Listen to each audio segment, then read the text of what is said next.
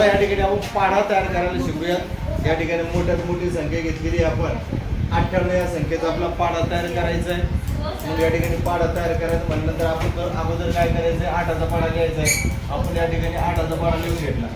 त्यानंतर या ठिकाणी हे 9 आले, या 9चा पाढा या ठिकाणी लिहून घेतला। आता आपला प्रत्यक्ष पाढा तयार करूयात बघा। आता मग या ठिकाणी पाढा तर आपण इथे लिहून घेतलेला आहे। आता या ठिकाणी 16ला 16 6 घेऊन टाकले, ठीक आहे।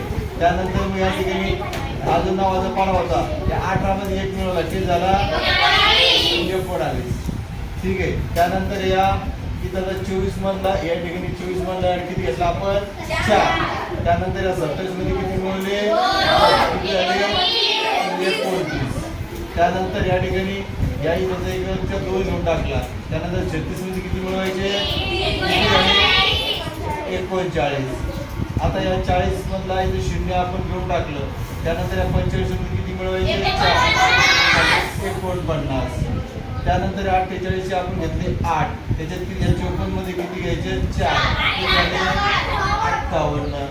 त्याच्यानंतर या ठिकाणी 63 इथं 56 आहे, त्या 56 मध्ये आपण किती घेतले 6 आणि 63 मध्ये किती मिळवायचे 5, किती झाले 68 झाले।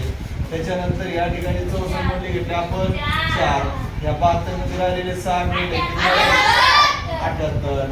त्यानंतर या ठिकाणी 72 मध्ये घेतले आपण 2, त्यानंतर 81 मध्ये 7 मिळवले झाले 88। त्याच्यानंतर या ठिकाणी इथे 0 घेतला इथंचा, त्याच्यानंतर या 90 मध्ये 8 मिळवले 98। म्हणजे या स्वरूपामध्ये जो आहे तर आपण पाढा तयार करायचा। सुरुवातीला या ठिकाणी एकक स्थानचा 8चा पाढा लिहायचा, त्यानंतर दशक स्थान 9 इथं लिहायचं आहे। त्यानंतर जे आहे या ठिकाणी एकक स्थानची सगळ्या संख्या या ठिकाणी लिहून घ्यायच्या आहेत। दशक स्थानची जी राहिलेली जी संख्या आहे त्या पुढच्या संख्येच्या पाढ्यामध्ये मिळवायचं आहे आणि मग तो पूर्ण या ठिकाणी पाढा काय होतो तयार। लक्षात येतंय?